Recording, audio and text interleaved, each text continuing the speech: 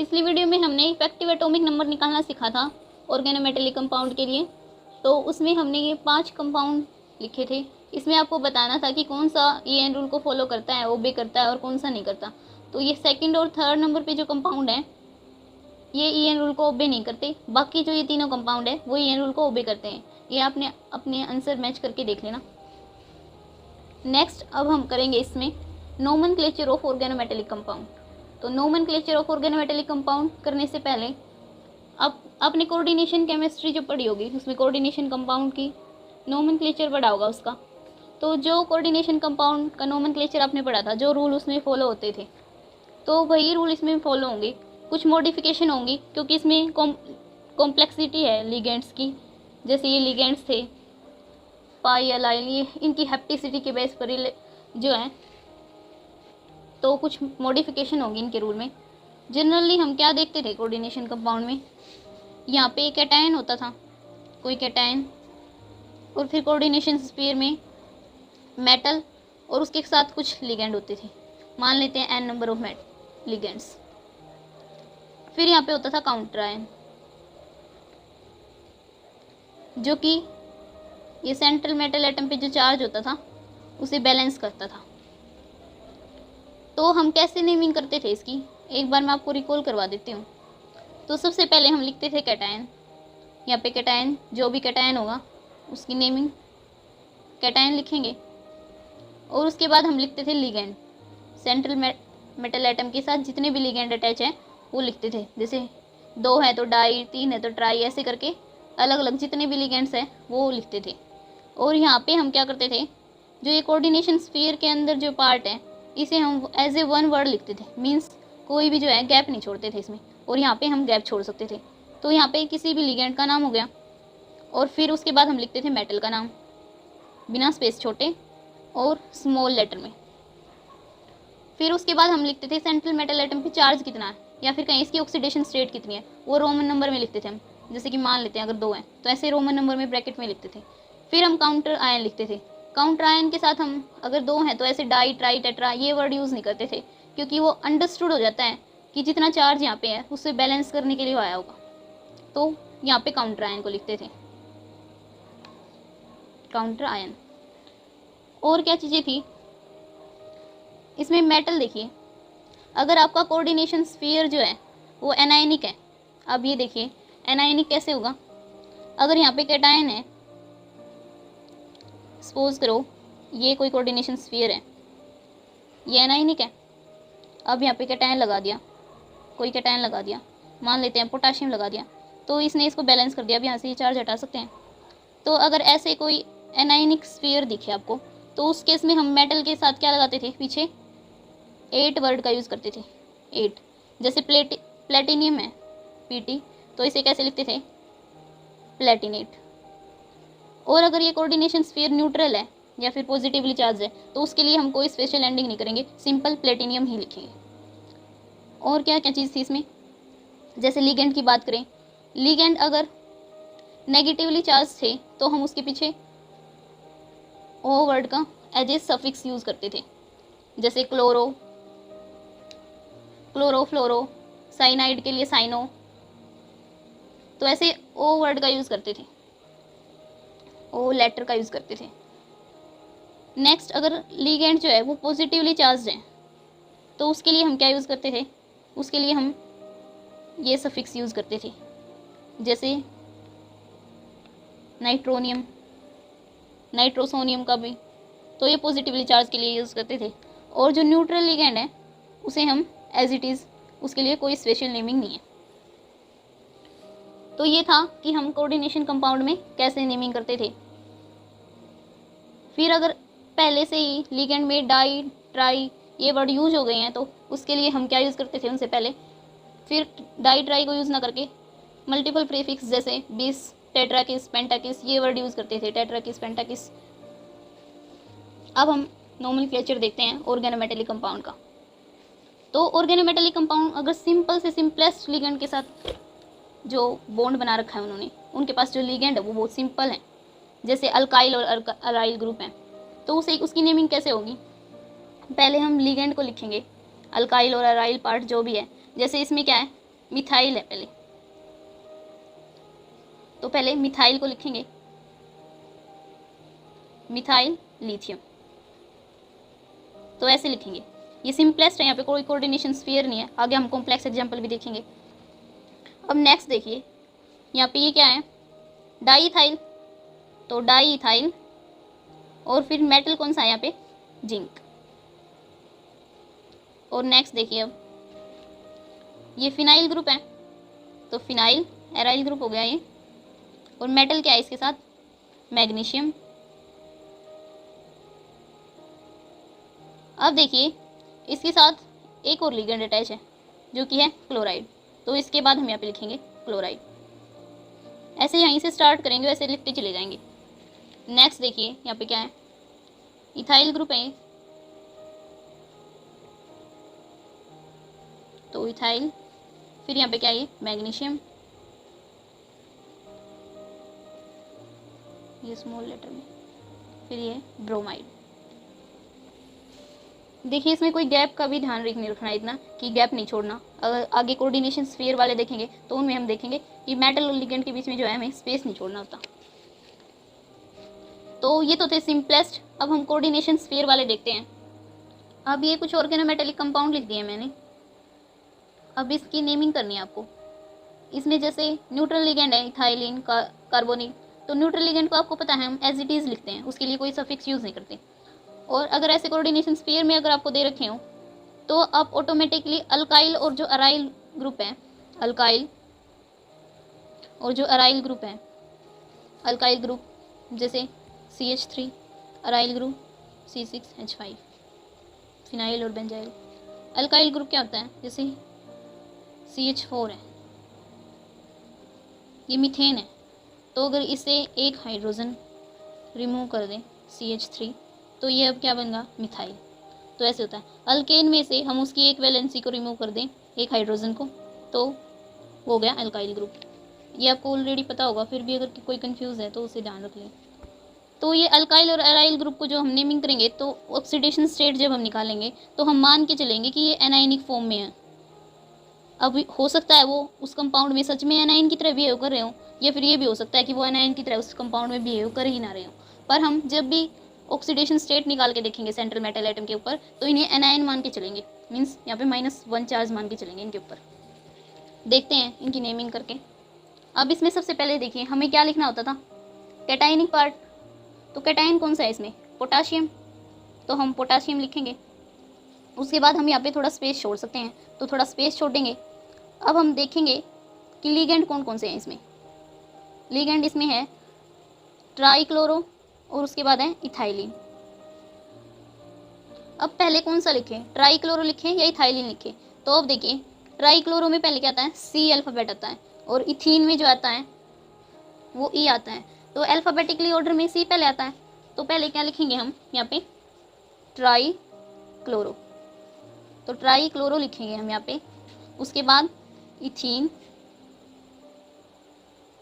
ये इथाइलिन की फॉर्म में है क्योंकि ये अटैच हुआ है ना, तो इथाइलिन।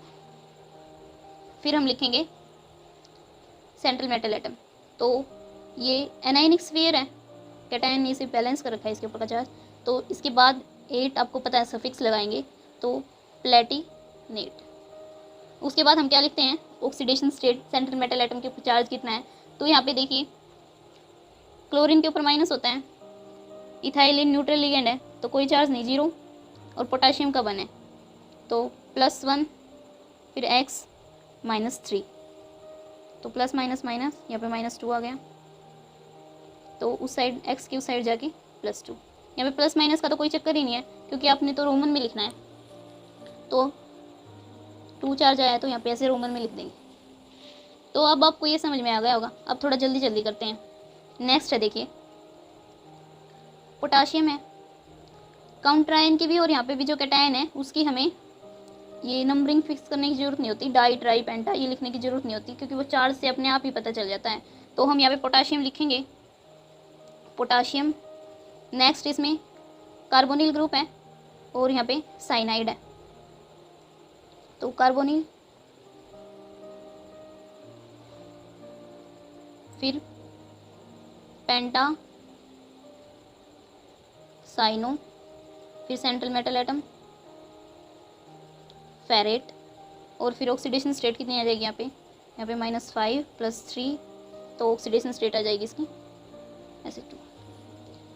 तो पोटाशियम लिखा, फिर थोड़ा गैप छोड़ा। अब ये कार्बोनिल पहले कैसे लिखा, इसमें भी सी था, इसमें भी सी था। फिर हमने नेक्स्ट अल्फ़ाबेट चेक किया, इसमें ये था और इसमें वाई था, तो ये पहले आएगा, तो इसलिए ये पहले लिखा।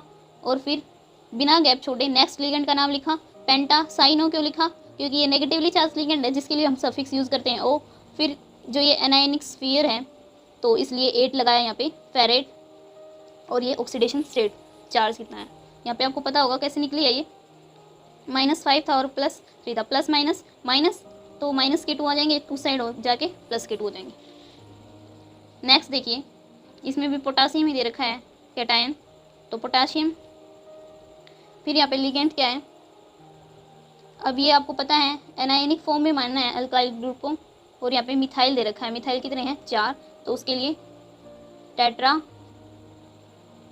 मिथाइल। और फिर ये बोरोन सेंट्रल मेटल एटम है, और आपको पता है ये जो स्फीयर है वो एनायनिक है, इसलिए हम क्या लिखेंगे बोरेट।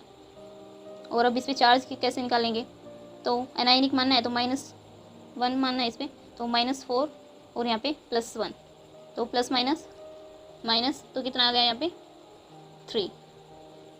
काउंटर आयन कोई है ही नहीं यहाँ पे, अगर काउंटर आयन और होता तो यहाँ पे हम काउंटर आयन भी लिखते।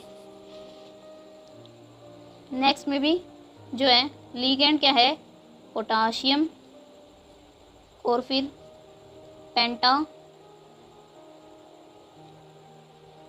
पेंटाक्लोरो पहले क्यों लिखा, क्योंकि नंबरिंग इसकी की अल्फ़ाबेटिकल नंबरिंग में ये पहले आता है। फिर लिखेंगे फिनाइल, फिर लिखेंगे सेंट्रल मेटल एटम, ये क्या है एंटीमनी, तो एंटीमनी को क्या लिखेंगे एंटीमोनेट, क्योंकि एनायनिक स्फीयर है। और फिर इसकी जो है ऑक्सीडेशन स्टेट वो क्या आएगी 5, क्योंकि -5 यहाँ पे, -1 यहाँ पे, +1 यहाँ पे, तो 6 माइनस के और प्लस का 1, प्लस माइनस माइनस 5 आ गया। अब नेक्स्ट एग्जाम्पल देखिए, ये थोड़ा डिफरेंट हो गया। डिफरेंट कैसे, ये यहाँ पे क्या है C5H5 साइक्लोपेंटाडाइन है, साइक्लोपेंटाडाइन। अब इसके नाम में ही क्या आ रहा है पेंटा वर्ड आ रहा है, ये पेंटा साइक्लोपेंटाडाइन। तो फिर हम क्या करेंगे, अब इसके लिए हम डाई साइक्लोपेंटाडाइन यूज़ नहीं करेंगे, बल्कि क्या यूज़ करेंगे बिस, क्योंकि कैटायनिक पार्ट तो है ही नहीं, तो फिर डायरेक्ट हम लिगेंड का ही नाम लिखेंगे बिस साइक्लोपेंटाडाइनाइल, साइक्लोपेंटाडाइनाइल। और यहाँ पे आयरन, अब यहाँ पे आयरन क्यों लिखा और वहाँ पे फेरेट क्यों लिखा, ये आपको क्लियर हो गया होगा। यहाँ पे जो क्या था एनायनिक था ये स्फीयर, और यहाँ पे एनायनिक स्फीयर ये नहीं है, ये सिंपल है, तो उसके लिए आयरन यूज़ किया हमने। अब इस पर ऑक्सीडेशन स्टेट जो आ जाएगी वो 2 आ जाएगी, क्योंकि ये -2 चार्ज है इस पर, -2। 1 साइक्लोपेंटाडाइन पे -1 होता है, तो 2 पे -2। नेक्स्ट हम देखते हैं, और इसे पॉपुलर नेमिंग क्या है इसकी, कॉमन नेमिंग फेरोसिन, ये हम कई बार पढ़ चुके हैं कि मेटल कार्बोनिल की नेमिंग कैसे होगी। मीन्स जो carbonyl group containing organometallic compound होंगे, मेटल और कार्बोनिल होगा, उसमें क्या होगा, उसमें देखिए एक तो ये होगा कि जो कार्बोनिल है वो न्यूट्रल लिगेंड है, तो अगर वो कैटायनिक और एनायनिक फॉर्म में नहीं है तो उसकी ऑक्सीडेशन स्टेट हमेशा 0 होगी। सेंट्रल मेटल एटम पे उस केस में हमेशा 0 ऑक्सीडेशन स्टेट निकलेगी, तो वहाँ पे हमें जो है ऑक्सीडेशन स्टेट ऐसे 0 मेंशन करने की ज़रूरत नहीं है। अब देखिए जैसे ये कॉम्प्लेक्स लिख रखा है, यहाँ पे क्या है, सबसे पहले हम लिगेंड का नाम लिखेंगे, क्योंकि यहाँ पे जो कैटायन है वो है ही नहीं, तो लिगेंड का नाम लिखेंगे। लिगेंड क्या है इसमें टेट्रा कार्बोनिल। उसके बाद सेंट्रल मेटल एटम का नाम निकल, और ऑक्सीडेशन स्टेट 0 आएगी, तो लिखने की जरूरत नहीं है क्योंकि इसके ऊपर 0 चार्ज आएगा। तो ऐसे ही नेक्स्ट है, यहाँ पे देखिए लिगेंड क्या है 10 है, 10 के लिए हम क्या यूज़ करते हैं डेका, तो deca carbonyl di manganese, deca carbonyl di manganese, क्योंकि यहाँ पे 2 सेंट्रल मेटल एटम है। तो ऐसे ही इसकी नेमिंग आप खुद करके देखिए, एक बार खुद कर सकते हैं। अब ये देखिए कोबाल्ट और कार्बोनिल में जो है ये दोनों आपको सेम साइज़ के मिलेंगे, और कोबाल्ट में ऑक्सीजन थोड़ा छोटा होगा, तो ये ध्यान रखना, ध्यान से देखना एक बार कि ऐसा ना हो कि आप गड़बड़ कर दें इनमें। तो यहाँ पे 8 है, 8 के लिए हम क्या यूज़ करते हैं, ऑक्टा।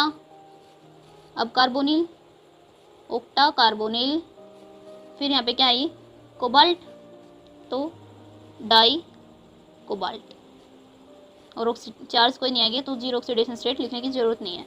अब देखते हैं अगर मेटल कार्बोनिल की जो है वो स्फीयर में है, उनके ऊपर एनायनिक या फिर कैटायनिक फॉर्म में है वो, तो कैसे नेमिंग होगी। एनायनिक और कैटायनिक फॉर्म में वो कैसे क्यों आते हैं, क्योंकि जो वो थे ओड नंबर वाले वो अपनी ईएन रूल को फॉलो नहीं कर पा रहे थे, उसकी स्टेबिलिटी नहीं मेंटेन हो पा रही थी, तो वो इसलिए आते थे, आपको याद होगा।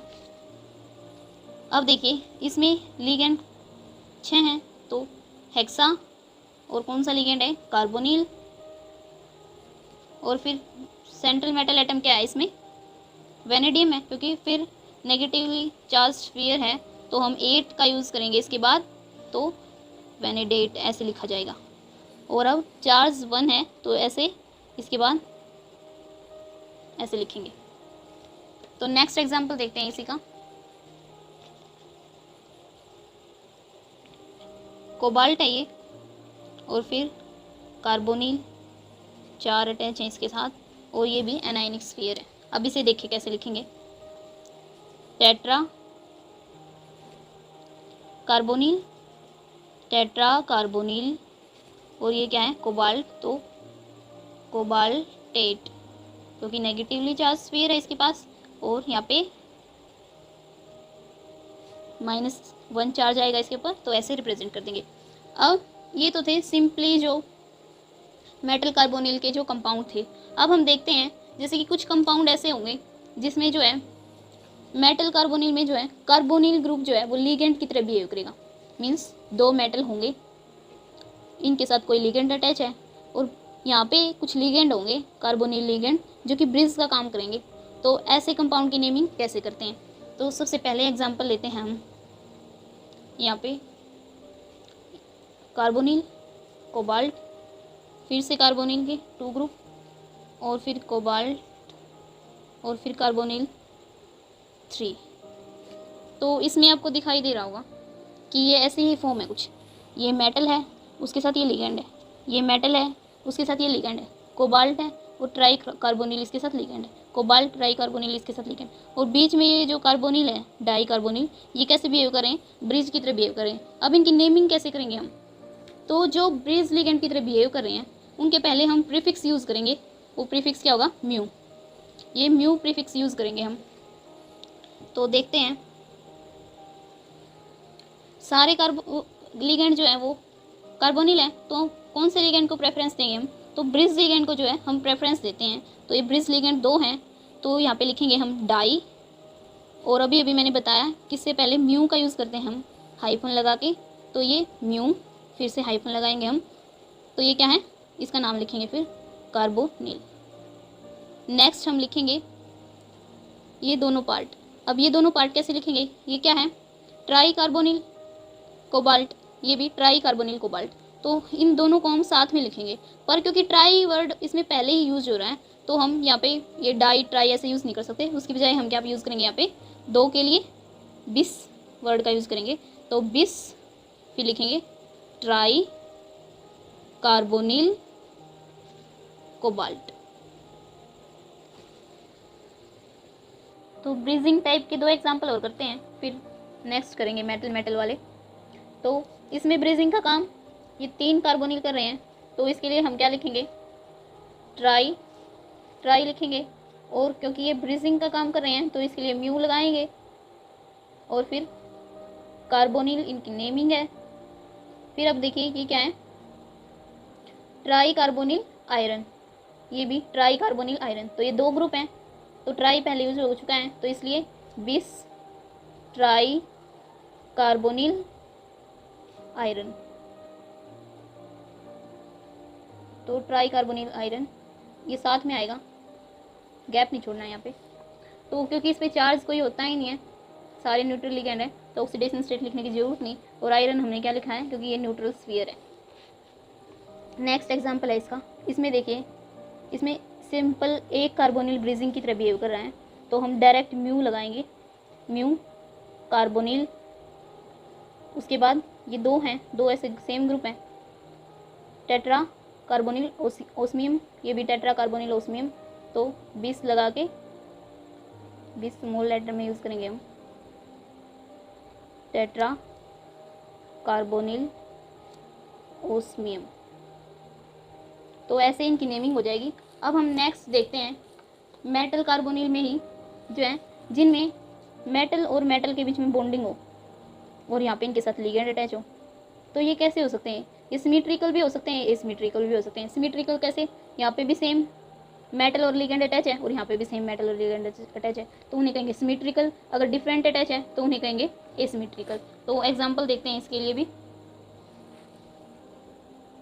तो ये दो एग्जाम्पल लिखे हैं मैंने, इसमें ऐसा ही कुछ है, मेटल और मेटल के बीच में बॉन्ड है और फिर उसके साथ लिगेंड है। एक मैंने एग्जाम्पल लिया है सिमेट्रिकल का और एक एग्जाम्पल लिया है एसिमेट्रिकल का। तो दोनों की नेमिंग आपको ऐसे लिखनी आ जाएगी। तो सबसे पहले देखिए, यहाँ पे ये मेटल है और इसके साथ ये लिगेंड अटैच है, यहाँ पे मेटल है और इसके साथ ये लिगेंड अटैच है। तो ये कुछ ऐसा ही दिखाई दे रहा है आपको। तो मीन्स क्या है, ये दोनों साइड सेम है। तो ये क्या है, कैसा है, सिमेट्रिकल लिगेंड। अब इसमें हम कैसे लिखेंगे, ये क्या है, टेट्रा कार्बोनिल कोबाल्ट, ये न्यूट्रल स्फीयर है, ये टेट्रा कार्बोनिल कोबाल्ट है और ये भी टेट्रा कार्बोनिल कोबाल्ट है। इसकी नेमिंग में ही टेट्रा आ रहा है तो आपको पता है, इसीलिए हमें कौन सी प्रीफिक्स यूज़ करनी है, बिस ट्राइस टेट्राकिस, वो सफिक्स यूज़ करनी है हमें। तो दो हैं तो इसलिए हम लिखेंगे बिस और फिर टेट्रा कार्बोनिल कोबाल्ट। अगर आपको स्पीड कम ज़्यादा लग रही है तो आप अपने अकॉर्डिंग प्लेबैक स्पीड से स्पीड को मैनेज कर सकते हैं वीडियो की। अब ये देखिए एसिमेट्रिकल है। कैसे एसिमेट्रिकल है? क्योंकि यहाँ पे अलग मेटल है और यहाँ पे अलग मेटल है। तो ऐसे केस में हम कैसे नेमिंग करेंगे? तो ऐसे केस में हम क्या करेंगे, एक मेटल को और उसके लिगेंड को एज ए लिगेंड मान लेंगे, एज ए लिगेंड मान के नेमिंग करेंगे, और दूसरे जो मेटल को as a central metal atom मान के करेंगे। जैसे इसकी नेमिंग कैसे करेंगे हम, इसमें इसको लिगेंड मान लेते हैं और इसको लिगेंड मान लेते हैं। तो देखिए पेंटा कार्बोनिल, फिर टेट्रा कार्बोनिल कोबाल्ट यू।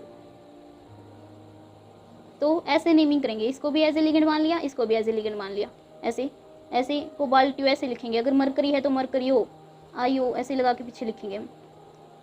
तो अब इसमें सेंट्रल मेटल एटम बचा है तो उसे लिख देंगे हम, क्या है ये, रेहेनियम। तो ऐसे चार्ज इस पे कोई है ही नहीं, तो ऑक्सीडेशन स्टेट 0 है। अब हम नेमिंग करेंगे जिसमें कॉम्प्लेक्स लिगेंड देखने को मिलते हैं हमें ऑर्गेनोमेटेलिक कंपाउंड में। जैसे जहाँ पे लिखा मिलेगा आपको लिगेंड के पहले सिग्मा एंड पाई लिगेंड हो जिसमें। तो ये सिग्मा एंड पाई लिगेंड क्यों लिखा मिलता है, जैसे कि ये आपको एलाइल के आगे लिखा मिलेगा और ये आपको साइक्लोपेंटाडाइन के आगे लिखा मिलेगा, और अदर आपको ऐसे लिखा मिल सकता है ईटा के ऊपर उनकी हेप्टिसिटी, जितनी भी हेप्टिसिटी है, हेप्टिसिटी हमने पढ़ी है, मोनो हेप्टो है, डाई हेप्टो है, ट्राई हेप्टो है। तो ऐसे जैसे ट्राई हेप्टो के लिए। तो अब ये एलाइल जो है इसके आगे सिग्मा लिखा मिलेगा, तो मीन्स है ये मोनो हेप्टो की तरह बिहेव कर रहा है। मीन्स इसका जो है एक ही कार्बन एटम जो है वो सेंट्रल मेटल एटम से अटैच है ऐसे। और अगर यहाँ पे पाई लिखा मिले तो आपको मीन्स क्या है, ये इसके 3 जो हैं कार्बन मेटल एटम से अटैच है, तो उसकी हेप्टिसिटी आपको ऐसे लिखी मिलेगी। ऐसे ही साइक्लोपेंटाडाइन का केस आपने देखा था कि अगर एक अटैच है ऐसे तो इसकी हेप्टिसिटी 1 होगी। अगर ये सारे के सारे अगर अटैच हैं पाँचों के पाँचों तो हेप्टिसिटी 5 होगी। तो इसके अकॉर्डिंग सिग्मा और पाई लिखे मिलेंगे आपको, उनसे आपको समझना है कि इनकी हेप्टिसिटी कितनी होगी। और आपको लिगेंड के साथ ऐसे उनकी हेप्टिसिटी ऐसे ईटा के ऊपर भी रिप्रेजेंट हो सकती है। इस सिंबल को क्या बोलते हैं, ईटा। तो ऐसे लिगेंड की हम नेमिंग कैसे करेंगे वो देखेंगे अभी ये 5 एग्जाम्पल मैंने लिख दिए हैं, ये वो डिस्कस करेंगे हम। इसे करने के बाद आप किसी भी ऑर्गेनोमेटेलिक कंपाउंड की जो है नेमिंग कर सकते हैं। अब इसमें देखिए ये सारे के सारे जो हैं न्यूट्रल है, यहाँ पे मीन्स यहाँ पे कोई स्फीयर नहीं है और ये एनायनिक स्फीयर है। तो इसमें हम मेटल को सिंपल लिखेंगे, नो कोई अगर स्पेशल स्पिक्स है वो यूज़ नहीं होगा। इसमें जो है स्पेशल स्पिक्स 8 जैसे यूज़ करते हैं वैसे करेंगे। अब देखिए ये एग्जांपल हमने पहले भी किया था। पहले कैसे किया था हमने, पोटाशियम सबसे पहले कैटायन को लिखते हैं उसके बाद हमने लिखा था ट्राई क्लोरो, और उसके बाद हमने सिंपल इथीन लिखा था। ऐसे उसकी हैप्टिसिटीज होने की थी, जैसे कि अभी कर रहे हैं इथाइलिन प्लेटिनेट। वैसे सिंपली भी कर सकते हैं कार्बोनिल और इथाइलिन जैसे ग्रुप के लिए, क्योंकि इसका पता होता है कि ये कार्बोनिल का तो कि वो 2 इलेक्ट्रॉन डोनर ही है। यहाँ पे इथाइलिन के केस में अगर आप ऐसे लिखेंगे तो वो बेटर रहेगा, इसे प्रेफरेंस दी जाएगी। इथाइलिन आपको पता है ये मेटल एटम के साथ ऐसे अटैच है, और अगर ये मेटल एटम के साथ ऐसे सिंपली अटैच हो तो उस टाइम पे यहाँ पे CH, तो फिर हमें 1 लिखना होगा। तो यहाँ पे इसे स्पेसिफाई करने के लिए कि ये दोनों ही मेटल से अटैच है, तो हम यहाँ पे ईटा करेंगे, तो स्पेसिफाई करें तो बेटर होगा।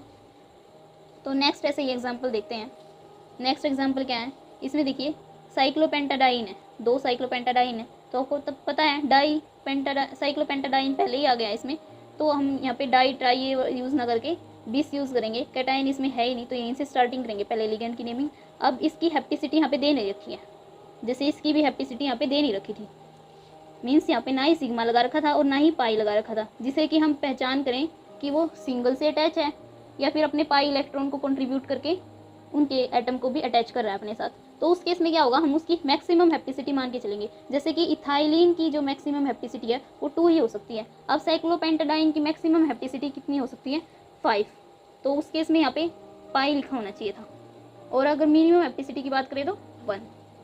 तो यहाँ पे मैक्सिमम हैप्टिसिटी लेंगे हम, अगर लिखा ना हो तो मेंशन ना कर रखा हो तो फिर साइक्लोपेंटा डाई इनाइल, और यहाँ पे आयरन सिंपली। नेक्स्ट एग्जांपल देखिए, इसमें कोबाल्ट है, फिर ट्राई कार्बोनिल, और यहाँ पे ये एलाइलिक ग्रुप है C3H5, और यहाँ पे पाई दे रखा आपने, मीन्स पाई दे रखा आपको। तो पाई का मीन्स क्या है कि उसने अपने पाई इलेक्ट्रॉन भी कंट्रीब्यूट कर रखे हैं, मीन्स ये सिचुएशन कुछ ऐसी है। तो इसकी हैप्टिसिटी कितनी होगी, मेटल से कितने डोनर एटम अटैच है, ये दे रखा है इसने, तो ये भी अटैच हो गया, ये भी अटैच और ये भी, तो 3 डोनर एटम अटैच है, तो ट्राई हेप्टो हो गया ये, इसकी हैप्टिसिटी जो है वो 3 होगी। तो इसे कैसे लिखेंगे हम देखते हैं इसकी नेमिंग।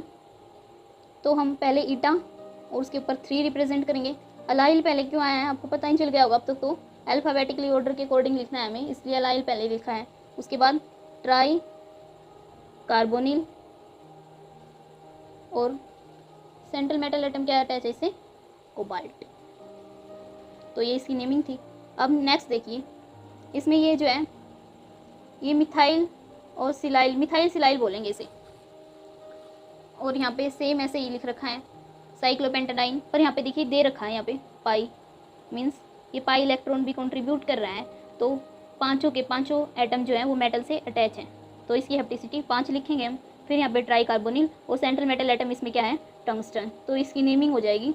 नेमिंग देखिए इसकी, तो अल्फ़ाबेटिकल ऑर्डर में हम लिखेंगे लिगेंड को, ट्राई कार्बोनिल, और फिर हैप्टिसिटी लिखेंगे इसकी 5, साइक्लो पेंटा डाई इनाइल, और फिर ट्राई मिथाइल और सिलाइल, और फिर central metal atom tungsten. Next example देखिए, अब इसमें क्या कर रखा है, ये एलाइल ग्रुप है और यहाँ पे ऐसे दिखा रखा है, तो इसका मीन्स क्या है कि ये सिंगल कार्बन से जो है वो मेटल से अटैच है। तो यहाँ पे इसकी हैप्टिसिटी कितनी है, इसकी हैप्टिसिटी यहाँ पे है 1, तो 1 हैप्टिसिटी है। तो कैसे लिखेंगे, एलाइल पहले आएगा अल्फ़ाबेटिकल ऑर्डर के अकॉर्डिंग, तो ईटा 1 अलाइल, पेंटा कार्बोनिल और फिर लिखेंगे मैंगनीज। तो ये थी नेमिंग। तो आपको अभी तक तो क्लियर हो गई होगी। अब आप किसी भी ऑर्गेनोमेटेलिक कंपाउंड की नेमिंग कर सकते हैं। हर तरह के एग्जाम्पल डिस्कस हो गए हैं अभी। तो नेक्स्ट वीडियो में हम करेंगे बॉन्डिंग इन ऑर्गेनोमेटेलिक कंपाउंड। तो तब तक के लिए